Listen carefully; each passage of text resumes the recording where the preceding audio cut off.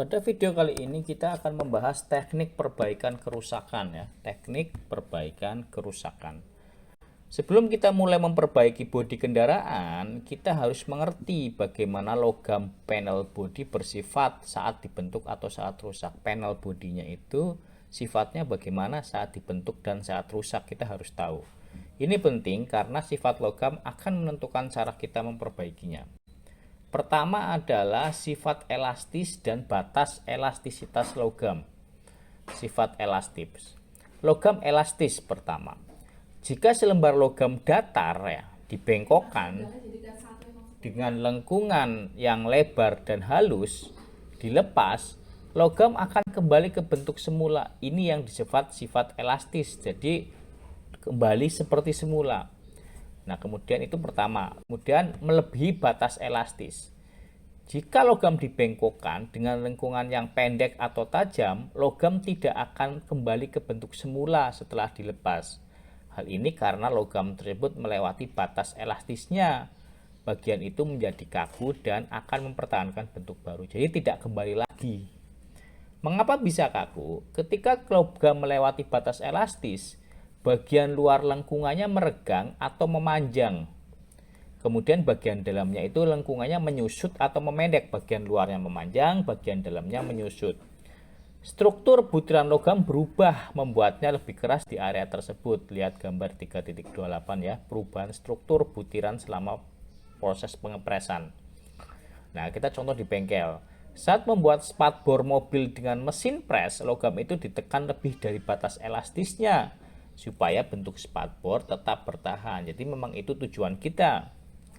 Kemudian bentuk mahkota rendah dan mahkota tinggi. Panel bodi kendaraan itu punya dua bentuk utama, yaitu mahkota rendah, datar atau sedikit melengkung seperti bagian pintu. Bagian ini lebih mudah berubah bentuk saat benturan. Itu mahkota rendah. Mahkota tinggi, lengkungan tajam seperti atap atau tepi bagian sayap. Bagian ini lebih kaku dan sulit berubah, tetapi kalau rusak itu lebih susah diperbaiki. Gambar 3.29 ya, panel sayap yang sudah dipres. Nah, sekarang apa dampaknya benturan pada panel? Saat kendaraan mengalami benturan yang bagian elastis, biasanya tepi atau mahkota rendah seperti yang dijelaskan di atas, itu akan penyok dan bisa kembali relatif mudah. Sementara bagian yang kaku, mahkota tinggi atau area lipatan, karena mengalami tekanan besar, akan melewati batas elastis dan jadi sulit untuk dibentuk kembali. Lipatan atau lekukan adalah tanda bahwa logam sudah keras dan kaku akibat benturan. Contohnya, pintu mobil yang tertabrak dari samping, bagian tengah pintu yang datar bisa didorong keluar lagi, tapi lipatan di tepi bingkai pintu harus diketok dengan teknik khusus supaya rata. Nah, kemudian prinsip dasar perbaikannya. Untuk memperbaiki panel, lepaskan tekanan di area kaku terlebih dahulu. Tujuannya supaya bagian elastis itu kembali ke bentuk aslinya di tengah pintu misalnya ya. Kemudian urutan kerja harus terbalik dari urutan kerusakan. Artinya kita mulai dari bagian terakhir yang rusak lalu berakhir di bagian pertama yang terkena benturan. Contoh, jika kap mesin penyok karena benturan maju ke belakang, perbaikan dimulai dari bagian belakang kap, lalu baru ke depan.